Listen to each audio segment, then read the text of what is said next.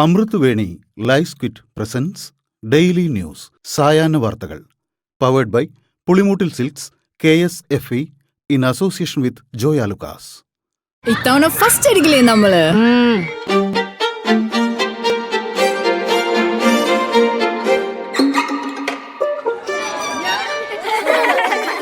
കുട്ടികൾക്കൊക്കെ പെയിൻ ശല്യം ഉണ്ടാകും. അതുകൊണ്ട് ലൈസ് കിറ്റ് ഉപയോഗിച്ച് ക്ലാസ്സിൽ വരാൻ പ്രത്യേക ശ്രദ്ധിക്കണം. ലൈസ് കിറ്റ് ലൈസ് റിമൂവർ പെയിൻ ശല്യത്തിൽ നിന്നും ഉടനടി ആശ്വാസം. നമസ്കാരം, ഞാൻ ഷാജി പത്മനാഭൻ. ഡെയിലി ന്യൂസിന്റെ സായാഹ്ന വാർത്തകളിലേക്ക് സ്വാഗതം. ഇന്ന് ജൂൺ 21 ശനിയാഴ്ച.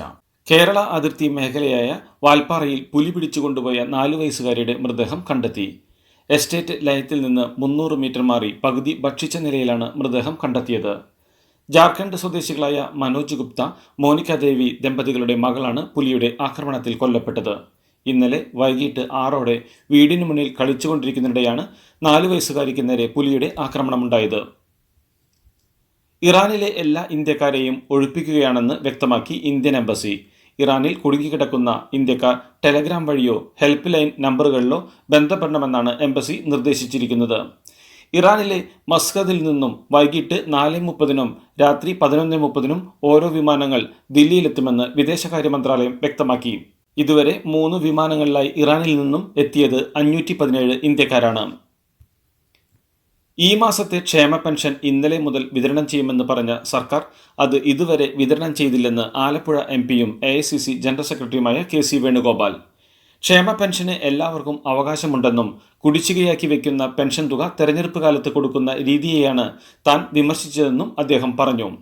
തെരഞ്ഞെടുപ്പിന് തൊട്ടുമുമ്പ് നിലമ്പൂരിലെ വോട്ടർമാരെ സ്വാധീനിക്കാനാണ് ജൂൺ 20 മുതൽ വിതരണം നടത്തുമെന്ന് പ്രഖ്യാപനം നടത്തിയതെന്നും ഇത് ജനത്തെ കബളിപ്പിക്കുന്നതാണെന്നും അദ്ദേഹം പറഞ്ഞു. ഭാരതാംബ വിവാദത്തിൽ വിദ്യാഭ്യാസ മന്ത്രി V. ശിവൻകുട്ടിയെ യുവമോർച്ച പ്രവർത്തകർ തടയാൻ ശ്രമിച്ചത് സംഘർഷത്തിനിടയാക്കി. സംഭവത്തിൽ യുവമോർച്ച പ്രവർത്തകരെ കസ്റ്റഡിയിലെടുത്തു. ഇതിനിടെ എത്തിയ SFI, DYFI പ്രവർത്തകർ യുവമോർച്ച പ്രവർത്തകരുമായി ഏറ്റുമുട്ടി. ഇത് സംഘർഷത്തിലേക്ക് നീങ്ങുകയും പിന്നീട് ഏറ്റുമുട്ടലിൽ കലാശിക്കുകയുമായിരുന്നു. മന്ത്രിമാരായ V. ശിവൻകുട്ടിയുടെയും P. പ്രസാദിന്റെയും എതിർപ്പ് കൊടിയുടെ നിറത്തോടല്ലെന്നും ഭാരതാംബ എന്ന സങ്കല്പത്തോടാണെന്നും BJP നേതാവ് V. മുരളീധരൻ. മുൻപ് നിയമസഭയിൽ V. ശിവൻകുട്ടി നടത്തിയ പ്രകടനം ഭരണഘടനയോട് കാണിച്ച പ്രതിബദ്ധതയാണ് സൂചിപ്പിക്കുന്നതെന്നും അദ്ദേഹം പരിഹസിച്ചു. ഭൂപരിഷ്കരണ നിയമത്തിൽ ഭേദഗതി വരുത്തുന്നതിനായി കൈവശം വയ്ക്കാവുന്ന ഭൂമിയുടെ പരിധി കൂട്ടണമെന്നത് അടക്കമുള്ള നിർദ്ദേശങ്ങൾ മുഖ്യമന്ത്രിയുടെ അധ്യക്ഷതയിൽ ചേർന്ന യോഗത്തിൽ വ്യവസായ വകുപ്പ് മുന്നോട്ട് വെച്ചു. വ്യവസായം വരണമെങ്കിൽ ഭൂമി വേണം, ഭൂനിയമങ്ങളിൽ ഇളവ് വേണം. അതുകൊണ്ട് തന്നെ ഭൂപരിഷ്കരണ നിയമത്തിൽ ഭേദഗതി ആവശ്യമാണെന്നാണ് വ്യവസായ വകുപ്പ് മുന്നോട്ട് വയ്ക്കുന്നത്. എന്നാൽ ഭൂപരിഷ്കരണ നിയമത്തിൽ ഭേദഗതി ആവശ്യം പൂർണ്ണമായും തള്ളിയ റവന്യൂ മന്ത്രി പക്ഷേ വ്യവസായ സൗഹൃദമാകണമെന്ന ആശയത്തെ പിന്തുണയ്ക്കുകയും ചെയ്തു. ശശി തരൂരിന്റെ വിദേശയാത്ര ഓപ്പറേഷൻ സിന്ദൂറിന്റെ തുടർച്ചയെന്ന് വിവരം. തുടർയാത്രയും പ്രധാനമന്ത്രിയുടെ നിർദ്ദേശപ്രകാരമാണെന്ന വിവരവും പുറത്തുവരുന്നുണ്ട്. റഷ്യ, UK, ഗ്രീസ് എന്നിവിടങ്ങളിലെ ഇന്ത്യൻ അംബാസഡർമാർക്കൊപ്പം അതാത് സർക്കാരുകളുമായി ചർച്ച നടത്താനാണ് യാത്ര. ശശി തരൂരിന്റെ നയതന്ത്രം പരമാവധി പ്രയോജനപ്പെടുത്താനാണ് കേന്ദ്ര സർക്കാർ ശ്രമിക്കുന്നത്. അതേസമയം ശശി തരൂർ ലക്ഷ്മണരേഖ ലംഘിച്ചാൽ നടപടിയെടുക്കുമെന്ന് KC വേണുഗോപാൽ വ്യക്തമാക്കി.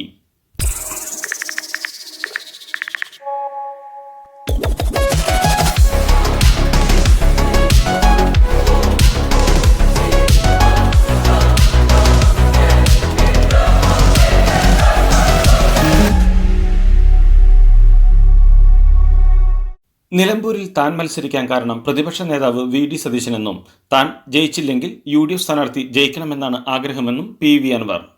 നിലമ്പൂരിലേത് അടിച്ചേൽപ്പിച്ച തെരഞ്ഞെടുപ്പ് എന്നായിരുന്നു പ്രചരണമെന്നും എന്നാൽ തെരഞ്ഞെടുപ്പ് ജനങ്ങൾ ഏറ്റെടുത്തുവെന്നും അദ്ദേഹം പറഞ്ഞു. താൻ മത്സരിക്കണമെന്ന് കരുതിയതല്ലെന്നും UDFനെ പിന്തുണയ്ക്കാനായിരുന്നു തീരുമാനമെന്നും എന്നാൽ പ്രതിപക്ഷ നേതാവിന്റെ സമീപനമാണ് മത്സരിക്കാൻ കാരണമെന്നും അൻവർ പറഞ്ഞു. സസ്പെൻഷനിൽ തുടരുന്ന N. പ്രശാന്തിനെ സർവീസിൽ തിരിച്ചെടുക്കാനുള്ള ശുപാർശ ചീഫ് സെക്രട്ടറി ജയതിലക് അട്ടിമറിച്ചെന്ന് രേഖ.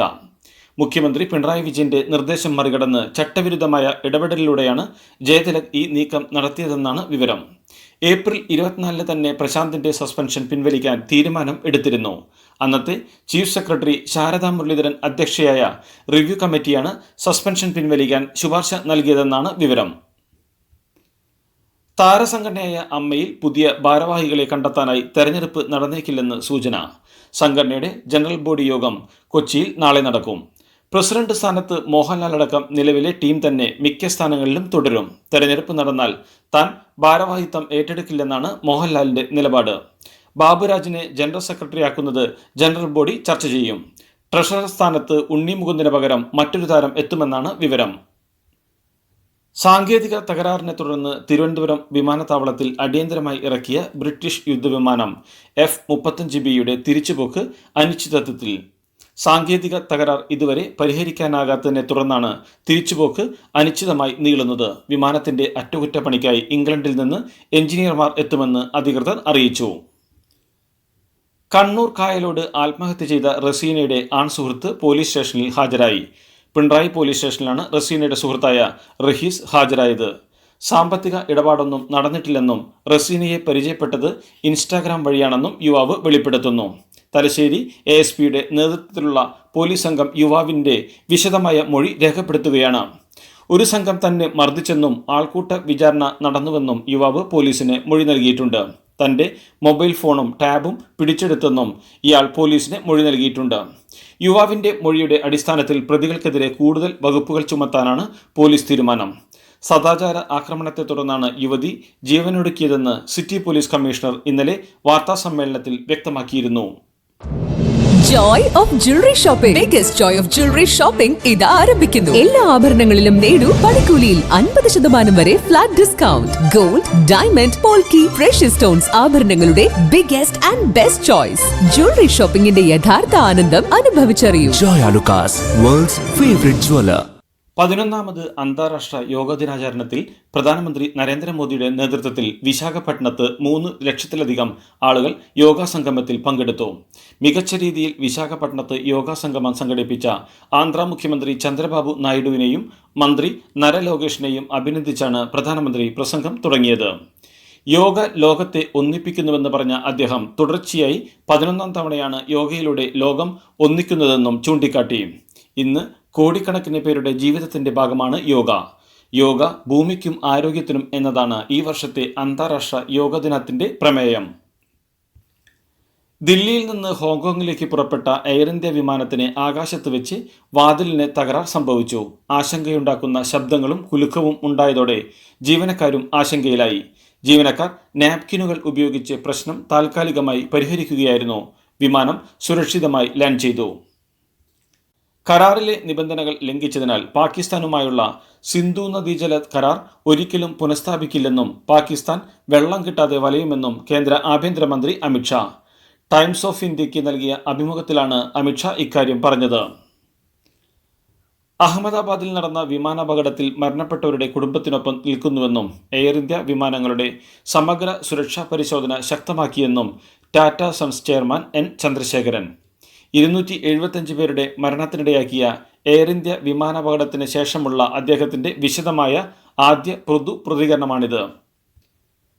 വൃന്ദാവനത്തിലെ ബംഗെ ബിഹാരി മന്ദിറിന് ചുറ്റും ഇടനാഴി നിർമ്മാണത്തിനെതിരെയും ക്ഷേത്രത്തിന്റെ കാര്യങ്ങൾ കൈകാര്യം ചെയ്യുന്നതിനായി ട്രസ്റ്റ് രൂപീകരിക്കുന്നതിലും പ്രതിഷേധിച്ച് മധുരയിലെ ഗോസ്വാമി സമുദായത്തിലെ സ്ത്രീകൾ മുഖ്യമന്ത്രി യോഗി ആദിത്യനാഥിനും പ്രധാനമന്ത്രി നരേന്ദ്രമോദിക്കും രക്തം കൊണ്ട് കത്തുകൾ എഴുതിയതായി റിപ്പോർട്ട്. നിർദ്ദിഷ്ട ഇടനാഴിയുടെ നിർമ്മാണത്തിനും ട്രസ്റ്റ് രൂപീകരണത്തിനുമെതിരെ വെള്ളിയാഴ്ച 100 കണക്കിന് ഗോസ്വാമി സമുദായ അംഗങ്ങൾ കടകളും വീടുകളും പൂട്ടിയിട്ട് പ്രതിഷേധിച്ചിരുന്നു.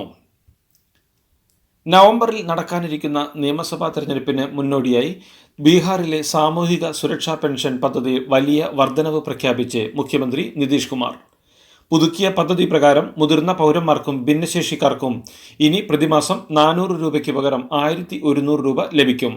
വർദ്ധിപ്പിച്ച പെൻഷൻ തുക ജൂലൈ മാസം മുതൽ വിതരണം ചെയ്യുമെന്ന് നിതീഷ് കുമാർ എക്സിൽ കുറിച്ചു. കൺഗ്രാചുലേഷൻസ്. മിടുക്കിയാട്ടോ. പൈലറ്റ് ആവണമെന്ന് പറയണേ. അവളുടെ ആഗ്രഹമല്ലേ, അവള് പറക്കട്ടെ. ചെലവ് എത്രയാന്ന്? KSFEയുടെ പുതിയ ഹാർമണി ചിട്ടി ചേരണം. കണ്ണടച്ചു തുറക്കും മുമ്പ് അവളുടെ +2 കഴിയില്ലേ. കടം വാങ്ങാതെയും സ്ഥലം വിൽക്കാതെയും കുട്ടികളെ പഠിപ്പിക്കാം. KSFE ഹാർമണി ചിട്ടികൾ. KSFE ഹാർമണി ചിട്ടിയിൽ ചേരുന്ന 100 ഭാഗ്യശാലികൾക്ക് സിംഗപ്പൂർ യാത്ര സൗജന്യം.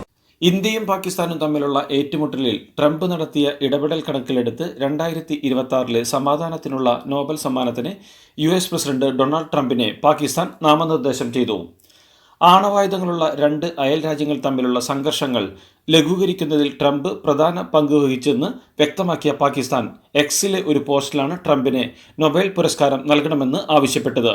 ഇന്ത്യയും പാകിസ്ഥാനും തമ്മിലുള്ള സംഘർഷങ്ങൾ ലഘൂകരിക്കുന്നതിൽ ഉൾപ്പെടെ നിരവധി സമാധാന ശ്രമങ്ങൾക്ക് താൻ നേതൃത്വം നൽകിയെന്നും നോബൽ പുരസ്കാരത്തിന് താൻ അർഹനാണെന്നും വാദിച്ച് ട്രംപ് നടത്തിയ പ്രസ്താവനയ്ക്ക് തൊട്ടുപിന്നാലെയാണ് പാകിസ്ഥാന്റെ നാമനിർദ്ദേശം. സമാധാനത്തിനുള്ള നോബൽ സമ്മാനം തനിക്ക് ലഭിക്കില്ലെന്ന് അമേരിക്കൻ പ്രസിഡന്റ് ഡൊണാൾഡ് ട്രംപ്. റുവാണ്ടയുടെയോ കോങ്കോയുടെയോ പേരിലോ അല്ലെങ്കിൽ സെർബിയയുടെയോ കൊസാവോയുടെയോ പേരിലോ തനിക്കത് ലഭിക്കണമായിരുന്നുവെന്നും തരാനാണെങ്കിൽ ഇതിനു മുമ്പ് 4-5 തവണ തരേണ്ടതായിരുന്നുവെന്നും അവർ ലിബറലുകൾക്ക് സമ്മാനം കൊടുക്കുമെന്നും ട്രംപ് പ്രതികരിച്ചു. ഗാസയ്ക്കെതിരായ ഇസ്രായേലിന്റെ ആക്രമണത്തിനെതിരെ പ്രതിഷേധിച്ച മുഹമ്മദ് ഖലീലിനെ കസ്റ്റഡിയിൽ നിന്ന് മോചിപ്പിക്കണമെന്ന് US കോടതി. പലസ്തീൻ അനുകൂല പ്രതിഷേധങ്ങളിൽ പ്രധാനിയായിരുന്ന ഖലീലിനെ ഭരണകൂടം ഇമിഗ്രേഷൻ കസ്റ്റഡിയിൽ വെച്ചിരിക്കുകയായിരുന്നു. മാർച്ച് 8-നാണ് ഇയാളെ അറസ്റ്റ് ചെയ്തത്. ന്യൂജേഴ്സിയിലെ US ഡിസ്ട്രിക്ട് ജഡ്ജി മൈക്കൽ ഫാബിയോസ് ഇന്നലെ വൈകുന്നേരമാണ് ഖലീലിനെ മോചിപ്പിച്ചുകൊണ്ടുള്ള ഉത്തരവിറക്കിയത്. US സഹായമില്ലാതെ ഇറാനിലെ അതീവ സുരക്ഷാ സംവിധാനങ്ങളുള്ള ഫോഡോ ഭൂഗർഭ ആണവ കേന്ദ്രം നശിപ്പിക്കാനുള്ള കഴിവ് ഇസ്രായേലിനില്ലെന്ന് ഡൊണാൾഡ് ട്രംപ്. ഇസ്രായേൽ ഇറാനെതിരായ ആക്രമണങ്ങളിൽ ശ്രദ്ധേയമായ സൈനിക മുന്നേറ്റം നടത്തിയിട്ടുണ്ടെങ്കിലും ഇതിൽ അവർക്ക് കപ്പാസിറ്റിയില്ലെന്നാണ് US പ്രസിഡന്റ് പറഞ്ഞത്. അവർക്ക് ഒരു ചെറിയ ഭാഗം തകർക്കാൻ കഴിഞ്ഞേക്കും, പക്ഷേ അവർക്ക് ആഴത്തിൽ പോകാൻ കഴിയില്ല, കാരണം അവർക്ക് ആ കഴിവില്ല എന്നാണ് ട്രംപിന്റെ വാക്കുകൾ. ഇസ്രായേൽ ഇറാൻ സംഘർഷത്തിനിടെ വടക്കൻ ഇറാനിൽ ശക്തമായ ഭൂചലനം. റിക്ടർ സ്കെയിലിൽ 5.1 തീവ്രത രേഖപ്പെടുത്തിയ ഭൂചലനം ഇന്നലെ വൈകിട്ടോടെയാണ് അനുഭവപ്പെട്ടതെന്ന് US ജിയോളജിക്കൽ സർവേ അറിയിച്ചു. സെംനാൻ, ടെഹ്റാൻ, അർബോസ് പ്രവിശ്യകളിലാണ് പ്രധാനമായും ഭൂചലനം ഉണ്ടായത്. മേഖലയിലെ സംഘർഷം കണക്കിലെടുത്ത് ഇറാൻ ആണവ പരീക്ഷണം നടത്തിയതിന്റെ ഫലമായാണോ ഈ പ്രകമ്പനമെന്ന ഊഹാപോഹങ്ങളും നിലനിൽക്കുന്നുണ്ട്.